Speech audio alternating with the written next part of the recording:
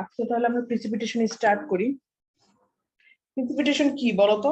Hydrology chapter তো first chapter তো পড়াইছি। Precipitation কি বলো? Miss rainfall, snowfall, মানে মিস হ্যাঁ, যে মানে আর্থ সারফেসে ওয়াটার বডি সাবস্টেন্স আসার যে সোর্স সেটাকে আমরা বলতেছি প্রিসিপিটেশন, তাই না? আচ্ছা, তো এখানে দেখো প্রিসিপিটেশন এই চ্যাপ্টারে তোমরা যেটা দেখবা যে এতদিন পর্যন্ত তোমাদের খালি বলছি যে রেইনফল আর হলো স্নোফল, এই দুইটা ছাড়া হয় না। এই চ্যাপ্টারে তোমরা এই দুইটাই, বাট এই দুইটার অনেক ফর্ম তোমরা আরো জানবা। তো দেখি আমরা। Precipitation denotes all form of water that reach the earth from the atmosphere. সোজা কথা, আমাদের অ্যাটমসফিয়ার থেকে আর্থ সারফেসে পানি আসার যে সোর্স সেটা হতে পারে রেইনফল, হতে পারে স্নোফল, হেইল, ফ্রস্ট, ডিউ। এই জিনিসগুলা কি? এই জিনিসগুলা হলো স্নোফল, রেইনফলের কখনো বলি আমরা যে ঝিরিঝিরি বৃষ্টি হচ্ছে, কখনো বলি মুষলধারে বৃষ্টি হচ্ছে, কখনো বলি যে স্নোফল হচ্ছে, কখনো বলি যে শিলাবৃষ্টি হচ্ছে। এই যে বিভিন্ন ফর্ম গুলা, বাট সবগুলাই কিন্তু অ্যাটমসফিয়ার থেকে আর্থ সারফেসে আসতেছে। প্রত্যেকটা ফর্মকে আমরা বলবো প্রিসিপিটেশন। এই চ্যাপ্টারে এই জিনিসগুলো আমরা একটু ডিটেলসে জানবো যে তোমাদের কতগুলা টাইপস এর এখানে প্রিসিপিটেশন হইতে পারে। তো এখানে এই প্রিসিপিটেশন নিয়ে তোমাদের শর্ট ডেসক্রিপশন আছে। শর্ট ডেসক্রিপশন চাইলে দুই মার্কসের জন্য যদি আসে তাহলে এখান থেকে শর্ট ডেসক্রিপশন লিখবা যে আসলে প্রিসিপিটেশনের পারপাসটা কি। যে প্রিসিপিটেশন যদি বেশি হয়, ঠিক আছে, মানে অ্যাটমসফিয়ার থেকে যখন পানির পরিমাণটা বেশি হয়ে যায় তখন কি আমাদের বন্যা হয়, বিভিন্ন ন্যাচারাল ক্যালামিটিস হয়। আবার যদি ডেফিসিয়েন্সি হয় তখন কি হয়, গাছপালা ঠিক মতো পানি পায় না, তখন কি খরার সিজন চলে আসে। তো এই যে বিভিন্ন ফেনোমেনন গুলা, এই ফেনোমেনন গুলা নিয়ে এখানে কথা বলা হয়েছে। এখান থেকে জাস্ট শর্ট করে এখানে যে ডেসক্রিপশনটা আছে, শর্ট ডেসক্রিপশন এখান থেকে রিডিং দিবা। আর কি কি ফর্মে প্রিসিপিটেশন হতে পারে সেই জিনিসটা যদি একটু দেখি, এখানে টোটাল 4টা পয়েন্ট আছে। Form for precipitation to form, মানে কি কি ভাবে প্রিসিপিটেশনটা তৈরি হচ্ছে এটা বোঝাচ্ছে। প্রিসিপিটেশনের ফর্ম বলতে তোমরা এখানে যে প্যাচটা লাগাও, আমি তোমাদের বলে দিই যে তোমরা ভাবো কি যে ফর্ম অফ প্রিসিপিটেশন বলতে যে কি কি ফর্মে প্রিসিপিটেশন আছে, যেমন রেইনফল, ড্রিজল, হেল, তখন এগুলা লেখা শুরু করো। কোয়েশ্চেনটা ভালো করে পড়বা। ফর প্রিসিপিটেশন টু ফর্ম মানে প্রিসিপিটেশন হয়টা কিভাবে, এই যে স্নোফল, রেইনফল, এটা প্রডিউস হচ্ছে কিভাবে সেটা বোঝানো হচ্ছে। কোয়েশ্চেন দুই জিনিস। যদি টু ফর্ম বলে বা কিভাবে প্রিসিপিটেশন প্রডিউস হচ্ছে সেই জিনিসটা বললে এই 4টা পয়েন্ট হবে। Atmosphere must have moisture sufficient nuclear present to aid condensation, মানে ইভাপোরেশন সাফিসিয়েন্ট অ্যামাউন্টের হইতে হবে যাতে কন্ডেনসেশন হয়। এটা হাইড্রোলজির সাইকেলের মধ্যে তোমরা পড়ে আসছো। Weather condition must be good for condensation of weather vapour to take place, মানে ওয়েদার যদি সানশাইন আওয়ার নাই পাই আমরা, সানশাইন আওয়ার যদি কম হয়ে যায় তাহলে কিন্তু ইভাপোরেশনটা প্রপার অ্যামাউন্টের হবে না। The products of condensation must reach the earth. এই যে কন্ডেনসেশন বলছিলাম কিন্তু যে 39% ক্লাউড এক জায়গা থেকে আরেক জায়গায় মুভ করে। এই প্রত্যেকটা চ্যাপ্টার একটার সাথে আরেকটা কানেক্টেড। হাইড্রোলজি যদি না বুঝে আসো প্রিসিপিটেশন বুঝবা না। বলছিলাম যে ওশান থেকে যখন ইভাপোরেশনের মাধ্যমে পানিটা আর্থ সারফেসে থেকে অ্যাটমসফিয়ারে যাচ্ছে তখন কিন্তু আমরা কিছু অ্যামাউন্টের ক্লাউড থেকে ওখানে বৃষ্টিপাত হচ্ছে আর কিছু অ্যামাউন্টের ক্লাউড মুভ করে পাশের এলাকায় চলে যাচ্ছে। কারণ কি, এক জায়গা থেকে এক জায়গায় ক্লাউড মুভ করে, এই জন্য আশেপাশের এলাকা শুদ্ধ নিম্নচাপ সৃষ্টি হয়। ঠিক আছে, এটুকু পর্যন্ত বুঝতে পারছো? জি মিস। আচ্ছা, এখান থেকে এই ইয়েগুলো দেখবাম। আর এখানে প্রিসিপিটেশন যে সাইজ সেটা এখান থেকে না দেখলেও চলবে। প্রিসিপিটেশনের সাইজের এই বিষয়গুলা কোনটা কোন ফর্মে সেগুলো আমরা ডিটেলসে যাচ্ছি, ডিটেলস আমরা দেখবো। ফর্ম অফ প্রিসিপিটেশন দুইটার নাম একই রকম, তো এই কারণে তোমরা এই জিনিসটা প্যাচ লাগাও আর কি। ফর্ম অফ প্রিসিপিটেশন এর মধ্যে কি কি আছে? Rain, snow, drizzle, glaze, sleet, hail, এই প্রত্যেকটাই কিন্তু এক একটা রেইন আর স্নোফলেরই বিভিন্ন ভাগ। এখন একটা একটা করে আসি। ফর্ম অফ প্রিসিপিটেশন, আচ্ছা তোমরা নাম্বার বুঝলে ম্যাম একটা হুম, কোশ্চেন ছিল বলো। ম্যাম, আপনি যে লাস্ট কোশ্চেনটা করছিলেন, মানে লাস্ট কথাটা বলছিলেন যে প্রেসিপিটেশন কিভাবে গঠিত হয়, ম্যাম এই কোশ্চেনটা কিভাবে থাকতে পারে, মানে হাউ প্রেসিপিটেশন ফর্ম এমন এটা কিভাবে থাকতো, এটা তো তোমাদের কোশ্চেন পড়ে বুঝতে হবে, যে কোনো ভাবে থাকতে পারে, হুবহু ওইটাই দেওয়া থাকতে পারে যে ফর প্রিসিপিটেশন টু ফর্ম, বা হাউ টু প্রিসিপিটেশন ক্রিয়েটস অথবা প্রডিউস, মানে কোশ্চেনটা পড়ে তোমাদের বুঝতে হবে। এখন কোশ্চেন করার সময় কি ল্যাঙ্গুয়েজ দিব সেটা তো এখন আমি নিজেও জানি না। কোশ্চেনটা মানে এটাও ফর্মস অফ প্রেসিপিটেশন লেখা ছিল তো, তাই ম্যাম আর কি। হ্যাঁ ফর্মস অফ না, এই যে এখনই প্যাচ লাগাচ্ছে, ফর্মস অফ না, ওখানে ফর প্রিসিপিটেশন টু ফর্ম, কথার কিন্তু দুইটার মিনিং আলাদা। টু ফর্ম মানে তৈরি হতে কি কি প্রসেস, আর ফর্ম অফ প্রিসিপিটেশন, প্রিসিপিটেশনের কি কি টাইপস, ফর্মস অফ প্রিসিপিটেশন বলতে টাইপস অফ প্রিসিপিটেশন বোঝানো হচ্ছে, দুইটা দুই জিনিস। কোশ্চেন পড়ে বুঝে তারপর অ্যান্সার করবা, চাওয়া হয়েছে একটা অ্যান্সার করলে আর একটা, তাহলে কিন্তু লাভ নাই তো। আচ্ছা, ফর্মস অফ প্রিসিপিটেশনের মধ্যে আমরা এখন একটা একটা করে ভাগ দেখি। ফর্মস অফ প্রিসিপিটেশন, এখন নাম্বার বুঝে তোমরা অ্যান্সার করবা। যদি দেখো যে 2 মার্কসের জন্য আছে, তাহলে নামগুলা লিখে যদি বলা হয় যে কোনো দুইটা ডেসক্রাইব করতে, তাহলে দুইটা ডেসক্রাইব করলা। বা যদি একটু বেশি মার্কসের জন্য থাকে, 3-4 মার্কসের জন্য থাকে, তাহলে পয়েন্ট লিখে ইনফরমেটিভ 2-একটা লাইন লিখলা, শর্ট ডেসক্রিপশন লিখলা। আর যদি বেশি মার্কসের জন্য থাকে, 5-6 মার্কসের জন্য, তাহলে তো ইন ডিটেল ডেপথে যে ডেসক্রিপশন লিখতে হবে। ঠিক আছে, মার্কস কত মার্কসের জন্য আসতেছে সেটা দেখে বুঝে তারপর অ্যান্সার করতে হবে। আর প্রত্যেকটার ভিতরে কিন্তু কিছু মানে একদম ইনফরমেটিভ কথাবার্তা আছে, যে এগুলা এখানকার সোল। যেমন রেইনের ক্ষেত্রে যদি বলি, এই যে 3টা টাইপসের রেইন আছে, এটার ইন্টেন্সিটি কত, এই ফুল ডেসক্রিপশনের সোল কিন্তু এটা। কাজে তুমি যদি এখানকার আনুষঙ্গিক জিনিসপত্র লিখলা কিন্তু মেইন জিনিসটাই বাদ দিয়ে দিলা, তাহলে কিন্তু আসলে জিনিসটা ইনফরমেটিভ হলো না, তখন আলটিমেটলি নাম্বারটা কম আসবে। কাজে পড়ার সময় একটু টেকনিক্যালি বুঝে পড়তে হবে যে কোনটা আমার দরকার, কোনটা দরকার না। আচ্ছা, এখন আসি রেইন। এই রেইনফল, এটা কি, water drops of size larger then 0.5 millimetre, তার মানে এই যে পানির যে কণা, সেটার সাইজ যদি 0.5 মিলিমিটার চেয়ে বড় হয়, তাহলে আমরা সেটাকে বলবো প্রিসিপিটেশন। আর এইটার সাইজ ম্যাক্সিমাম 0.5 থেকে হতে পারবে 6 মিলিমিটার। ঠিক আছে, 0.5 এর চেয়ে লার্জার হতে হবে, তাহলে প্রিসিপিটেশন হবে। আর 6 মিলিমিটারের চেয়ে মানে এর মধ্যে হতে হবে, তাহলে সেটাকে আমরা বলবো প্রিসিপিটেশন বা রেইনফল আর কি, রেইন প্রিসিপিটেশন যে form. Any drop larger in size than this tends to break up into drops of smaller size during it fall from clouds. এটার মানে কি, 6 মিলিমিটার চাইতে কি বড় হইতে পারে না, কারণ এটা তো একটা ন্যাচারাল জিনিস, 6 মিলিমিটার চাইতে বড় হইতেই পারে। কিন্তু 6 মিলিমিটার চেয়ে বড় যখন হবে, তখন এটা আর্থ সারফেসে আসার আগেই ভারী জিনিস না, 6 মিলিমিটার চেয়ে বেশি হওয়া মানে পার্টিকেল গুলা কিন্তু ভারী হয়ে গেল। তখন এই প্রিসিপিটেশনটা আর্থ সারফেসে আসার আগে বিভিন্ন বাতাস বলো, তারপরে পাশের যে ড্রপ, সেগুলোতে কিন্তু বাধা পাবে। বাধা পাওয়ার পর সেটা কিন্তু ব্রেক করবে, ব্রেক করে আলটিমেটলি তখন 6 মিলিমিটারও থাকে না। তো এটা আর কি অ্যানালাইসিস করে দেখা গেছে যে বড় পার্টিকেল 6 মিলিমিটার যদি বড় পার্টিকেল হয়, তাহলে সেটা মানে বাধা পেয়ে ওটা ভেঙে যায়। তো এই ইন্টেন্সিটির উপর ভিত্তি করে এখানে 3টা টাইপসের রেইনের কথা বলা হয়েছে: light rain, moderate rain, heavy rain. Light rain হলো trace to 2.5 millimetre per hour. Trace to 2.5 বলতে কি বোঝানো হয়েছে, যে বৃষ্টি হচ্ছে, এমনও সময় হয় যে বৃষ্টি হচ্ছে, সেটা বোঝাই যাচ্ছে না যে বৃষ্টি হচ্ছে, তো এরকম কন্ডিশন না।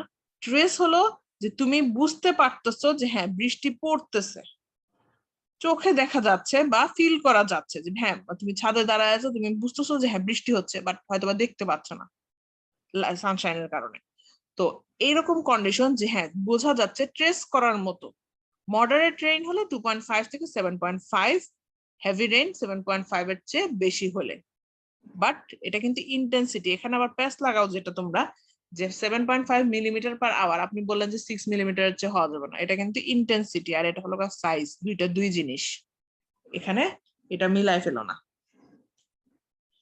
ঠিক আছে, এই হলো রেইন। এরপরে আসি স্নো। স্নো প্রিসিপিটেশনের আর একটা ফর্ম। এটা কি হয়, আইস ক্রিস্টাল থাকে এবং কম্বাইন টু ফর্ম ফ্লেক্স, মানে ফ্লেকি পার্টিকেল। স্নো যখন পড়ে তখন কিন্তু একদম সবগুলা ইকুয়াল ফ্লেকি পার্টিকেল কোনগুলো, যেগুলার অ্যাঙ্গুলার থাকে, ঠিক আছে, অ্যাঙ্গুলার ডাইমেনশন গুলাকে ফ্লেকি পার্টিকেল বলা হয়।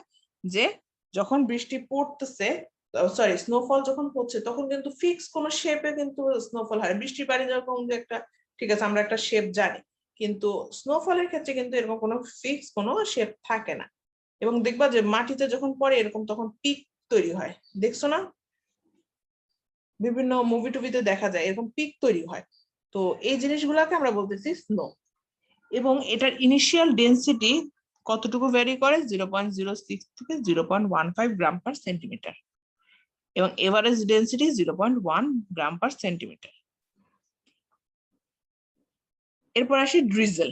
ড্রিজেল হলো একদম ঝিরিঝিরি বৃষ্টি যেটা, সেটাকে বলা হয় ড্রিজেল। এটা সাইজ 0.5 এর চেয়ে ছোট হয় এবং ইন্টেন্সিটি হয় 1 মিলিমিটার পার আওয়ার। এবং এটা এমনই মানে মানে এতটাই স্মল এটা সাইজ যে they appear to float in the air. মানে এটা আসলে মানে যখন সাইজ ছোট হবে তখন খুবই হালকা হবে। হালকা হওয়ার জন্য এটা আসলে মানে ভূমি পর্যন্ত আসেই না। আসলে ম্যাক্সিমাম কিছু দেখা যায় যে ক্লাউডের মধ্যে এটা ভাসতেছে। এই এটাকে আমরা বলবো, এই পার্টিকেলটাকে বলবো ড্রিজেল। আর গ্লেজ কি? গ্লেজ হলো rain or drizzle comes in contact with cold ground at 0 degrees Celsius. The water drops freeze to form ice coating. এই যে ড্রিজেলের কথা বললাম বা লাইট রেইন, যেটা এটা যখন যদি মানে সব ড্রিজেলে যে ক্লাউডে থাকে তা না, যদি কখনো ফল করে, সেটা যদি ধরো যে যে দেশগুলার টেম্পারেচার 0 বা তার কম, সেখানে কি মাটিতে আস্তে আস্তে কিন্তু একটা কোল্ড টেম্পারেচারের কন্ট্যাক্টে আসবে, তখন কি হয়, এটা ফ্রোজেন হয়ে যায়। এবং সেই ফ্রোজেন বা আইস ফর্মটাকে আমরা বলতেছি গ্লেজ অর ফ্রিজিং রেইন। বাইরের দেশে যে বৃষ্টি হয়, মাঝে মাঝে ঝিরিঝিরি বৃষ্টি হচ্ছে দেখা যাচ্ছে না, কিন্তু খুব ঠান্ডা একটা বৃষ্টি হয়, ওইটাই আসলে ড্রিজেল। ড্রিজেলটা যখন ওই ওই দেশের বাইরের দেশের টেম্পারেচার, যে সমস্ত দেশের টেম্পারেচার কি ধরো যে কানাডা বলো, তারপরে যে ইউরোপের ওইদিকে, তো এগুলাতে কি হয়, এগুলাতে হলো টেম্পারেচার খুব 0 তার নিচে এরকম থাকে, তো এগুলাতে ফ্রিজিং রেইনটা আমরা দেখতে পাই। আচ্ছা, স্লিট কি? স্লিট হলো frozen rain drops of transparent grains which from when rain falls through air at sub-freezing temperature. Frozen raindrops মানে এটা স্নোফলের একটা পার্ট। কথাটা শুনে তো নিশ্চয়ই বুঝতে পারতেছো যে স্নোফলের একটা পার্ট ফ্রোজেন রেইনড্রপস। এটা এই গ্লেজ আর স্লিটের মধ্যে পার্থক্য, গ্লেজ কিন্তু টেম্পারেচারের কন্ট্যাক্টে আসার পর তারপর এটা ফ্রিজিং কন্ডিশনে গেছে, আর স্প্লিটে হলো যেগুলা পড়তেছে সেগুলা মানে ফ্রোজেন যে রেইন ড্রপস গুলা, সেগুলা অলরেডি ফ্রোজেন অবস্থায় আছে, মানে সাব ফ্রিজিং অবস্থায় এই রেইন ড্রপস গুলা। এমন না যে আর্থ সারফেসে আসার পর তখন ওইরকম টেম্পারেচারের সংস্পর্শে আসছে দেখে তখন ফ্রোজেন হয়েছে, এটা অলরেডি ফ্রোজেন টেম্পারেচারে আছে। এবং sleet denotes precipitation of snow and rain simultaneously, মানে কখনো এটা স্নোফল আকারেও আর্থ সারফেসে আসতে পারে যদি বেশি টেম্পারেচারটা বেড়ে যায়, আর কখনো কোল্ড যে রেইনফল সেটা আকারেও আর্থ সারফেসে আসতে পারে। লাস্ট হলো হেইল। হেইল হলো irregular plates or lumps of ice of size more than 8 millimetre. এটা আসলে যে শিলাবৃষ্টির কথা বলা হয়েছে, যে যখন আইস মানে আইসের লাম্প এটা 8 মিলিমিটার, 8 মিলিমিটার কিন্তু যথেষ্ট বড় সাইজ, 8 মিলিমিটার চেয়ে বড় হয় এবং আর্থ সারফেস যখন আসতেছে সেটাকে আমরা বলতেছি hail. Hail occurs in violent thunder storm, ঝড়ের সময় যে শিলাবৃষ্টিটা হয় সেটাকে আমরা বলতেছি এই hail. Vertical currents are very strong, মানে এটা অবশ্যই যেহেতু এটার সাইজটা বড়, কাজে এই শিলাবৃষ্টি যদি হয় সেটার স্ট্রেংথও অনেক বেশি থাকবে। ঠিক আছে, প্রিসিপিটেশনের এই পয়েন্টগুলো কি বুঝতে পারছি আমরা? ম্যাম স্লিটটা কি তুষারপাত? তুষারপাত তুষারপাত তো অ্যাকচুয়ালি স্নোফল। আমি তো বললাম যে স্লিট হলো স্নোফলেরই আর একটা অংশ। আমরা এখন এখানে খুবই মাইনর যে ডিটেলিং গুলা সেগুলা নিয়ে কাজ করতেছি না। স্লিট হলো স্নোফলেরই একটা পার্ট, বাট ফুল স্নোফল আমরা বলতে পারবো না। আরেকজন কি বলতেছিল বলো।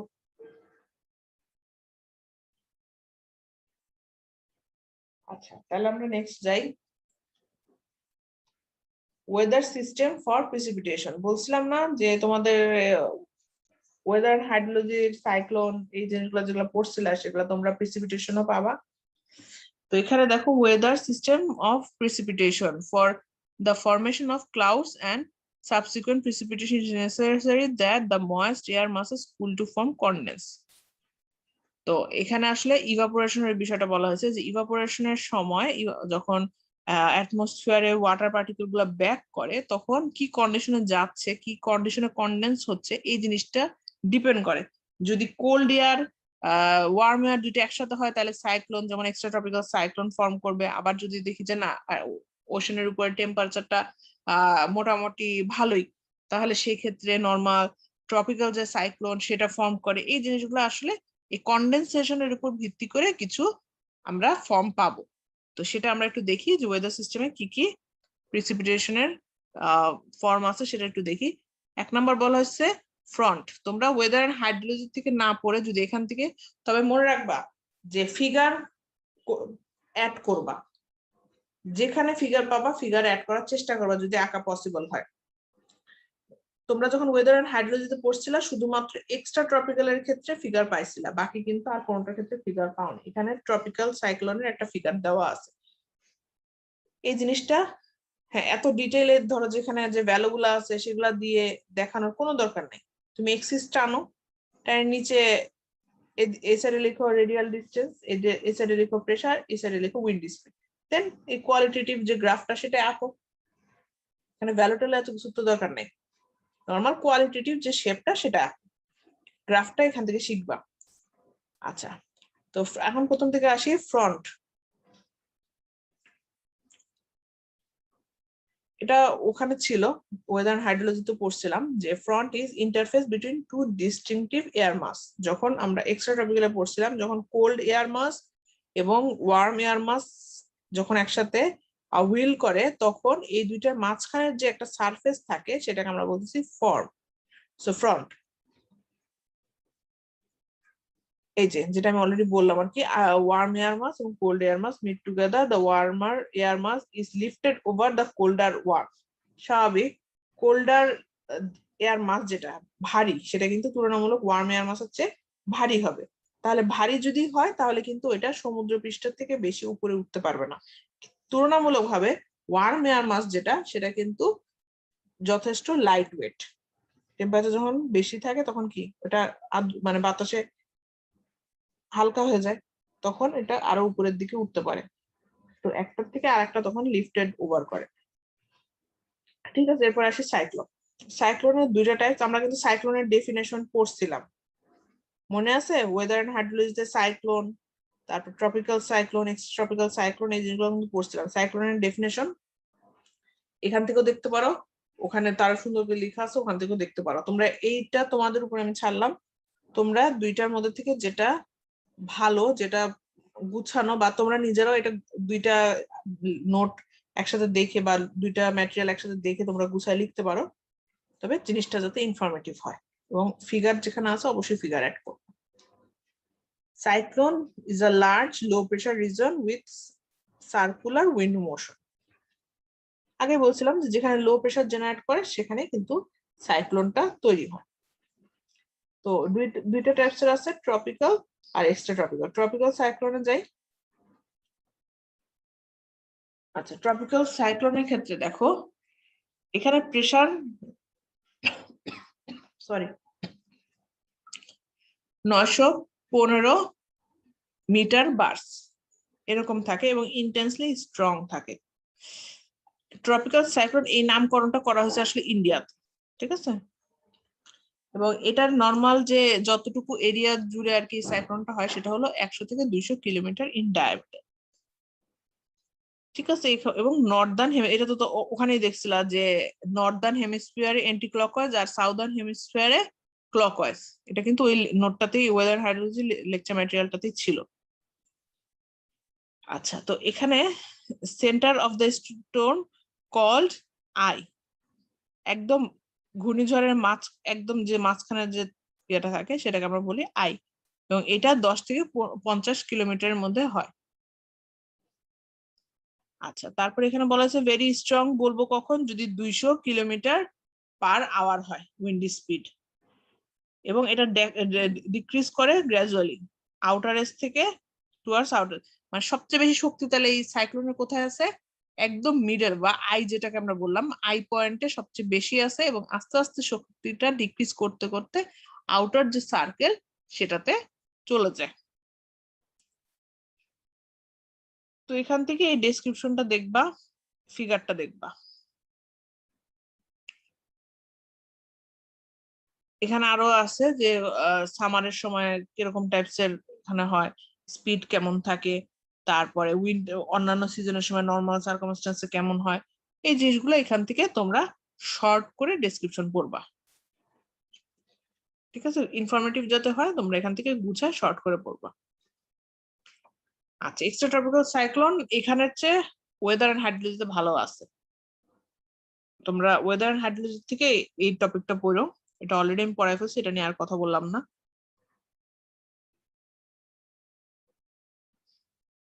এটুকু পর্যন্ত কি বুঝতে পারছো? জি মিস। আচ্ছা, এন্টি সাইক্লোনে আসি। এখানে যখন পড়বা পড়ার সময় মনে রাখবা যে ট্রপিক্যালের কি পয়েন্ট কোনটা, এটা মানে কি পয়েন্ট বলতে এখানে যেমন সাইক্লোনের ক্ষেত্রে কি বলতেছি যে একটা লোয়ার প্রেসার জেনারেট করে, প্রত্যেকটা সাইক্লোনে কিন্তু লোয়ার প্রেসার জেনারেট করতেছে। তো কোনটার লোকেশন কি বা কোনটা একটা তোমাদের এখানে কিন্তু ডিফারেন্সও আসতে পারে, যে এক্সট্রা ট্রপিক্যাল সাইক্লোন অথবা সাইক্লোনের মধ্যে ডিফারেন্স কি। এর আগে যেমন ফর্ম অফ প্রিসিপিটেশন দেখলাম, যে রেইনফল আর স্নোফলের মধ্যে পার্থক্য কি, বা রেইনফল বা ড্রিজেলের মধ্যে পার্থক্য কি, এই জিনিসগুলা কিন্তু শর্ট নোট হিসেবে বা ডিফারেন্স হিসেবে যদি আসে অবশ্যই এভাবে টেবিল আকারে লিখবা, যদি ডিফারেন্স বা ডিস্টিংগুইশ বলা হয়। আর শর্ট নোট বা এক্সপ্লেন বললে তখন প্যারা করে লিখবা। এই জিনিসগুলো এখনো তোমরা পরীক্ষার সময় দেখি যে ভুল করো, যে ডিস্টিংগুইশ বা ডিফারেন্স কিভাবে লিখতে হয় আর শর্ট নোট কিভাবে লিখতে হয়, এই জিনিসগুলো খেয়াল করবা। আচ্ছা, এন্টি সাইক্লোনে আসি। এন্টি সাইক্লোন হলো হাই প্রেসার লার্জ এরিয়া, তার মানে অনেক বড় জায়গা। এর আগেরটাতে কিন্তু ছিল মাঝখানে আই আই পয়েন্ট, যে সেটাতে শুধুমাত্র হাই প্রেসার ছিল, আর এখন লার্জ এরিয়া জুড়ে হাই প্রেসার থাকে এবং weather usually come at the centre. আর এখানে আগে সেন্টার থেকেই এই সাইক্লোনের যে শক্তিটা আস্তে আস্তে কমা শুরু করে। Clockwise wind circulation in the northern হেমিস্ফিয়ারে, winds are moderate speed and outer এজে মডারেট স্পিড থাকে। আচ্ছা, এরপর আসি কনভেকটিভ প্রিসিপিটেশন। কনভেকটিভ প্রিসিপিটেশন কি? A packet of air which is warmer than the surrounding air due to localized heating rise because of lesser density. Localized heating বলতে আশেপাশের এর আগের গুলো কি হচ্ছিল, ওশান থেকে আমাদের এটা ক্লাউডটা ট্রাভেল করে আসতেছিল অথবা মানে এক জায়গা থেকে আরেক জায়গায় যাচ্ছিল, কিন্তু এটাতে কি হচ্ছে, লোকালাইজড হিটিং হচ্ছে, মানে আশেপাশের যে ওয়েদার কন্ডিশন সেটার উপর ভিত্তি করেই হচ্ছে। এবং warmer air, packet of air which is warmer than surrounding air, surrounding এর যে মানে আশেপাশের যে বাতাস আছে সেটার থেকে এইখানে যে বাতাসের যে কুণ্ডলীটা সেটা কিন্তু তুলনামূলক ওয়ার্মার হয়। আচ্ছা, air from cooler surroundings flows to take up its place, thus setting up a convective cell. মানে বাইরেরটা যেহেতু ঠান্ডা, ভিতরটা যেহেতু গরম, তো সেই ক্ষেত্রে কি একটা আরেকটাকে কিন্তু লিফটেড করবে, মানে এক জায়গা থেকে আরেক জায়গায় ট্রাভেল করতে সাহায্য করবে। Usually warm air continues rise, এটা স্বাভাবিক, যেহেতু যে টেম্পারেচার যেখানে হলো বেশি থাকে সেটা কিন্তু তুলনামূলক হালকা হয় এবং সেটা আস্তে আস্তে উপরের দিকে ওঠা শুরু করবে। আচ্ছা, এরপরে বলছে depending upon the moisture, thermal and other condition, light showers to thunderstorm can be expected in convective precipitation. তাহলে কনভেক্টিভ প্রিসিপিটেশনে একমাত্র কিন্তু থান্ডারস্টর্ম হওয়ার চান্স থাকে। Aerial extent of such range is small, being limited to a diameter, মানে 10 কিলোমিটারের মধ্যে এই বৃষ্টিপাতটা হওয়ার চান্স থাকে। অরোগ্রাফিক প্রিসিপিটেশন, এগুলার যদি এগুলোর ছবি যেহেতু নাই, এগুলোর ছবি দেওয়ার দরকার নেই, তোমরা সাইক্লোন দুইটার ছবি দিবা। অরোগ্রাফিক প্রিসিপিটেশন যেটা, moist air mass get lifted up to higher altitude due to presence of mountain barrier. Orographic precipitation যেটা হয় যে পাহাড়ি অঞ্চলে হয়ে থাকে। পাহাড়ি অঞ্চলে কি হয়, যখন পাহাড়ে বাধা পায় ওয়ার্মার এয়ারটা, তখন কি অবশ্যই একে তো ওয়ার্ম এয়ার বা ময়েস্ট এয়ার যেটাকে বলা হয়েছে এখানে, তো এটা কিন্তু পাহাড়ে বাধা পেয়ে এটা উপরের দিকে ওঠা শুরু করবে। এবং আস্তে আস্তে যেহেতু পাহাড়ি এলাকা, আশেপাশে টেম্পারেচার কিন্তু তুলনামূলক কি হয়, পাহাড়ি এলাকায় টেম্পারেচার কম থাকে না বেশি থাকে? মিস কম থাকে। কম থাকে। কম থাকে। তো আস্তে আস্তে কিন্তু কুল হয়ে সেই ময়েশ্চারটা কুল হয়ে কনডেন্স হয় এবং পাহাড়ি এলাকায় কিন্তু বৃষ্টিপাত বেশি হয়, তোমরা জানো। তো তখন রেইনফল আকারে আর্থ সারফেসে ব্যাক করে। তো এই হলো তোমাদের প্রিসিপিটেশন। সেখান থেকে যেগুলো যেগুলো টপিক পড়াচ্ছি সেগুলো কিন্তু দেখে রাখো, যে কোন কোন টপিক পড়াচ্ছি, যেগুলো পড়াচ্ছি না সেগুলো লাগবে না।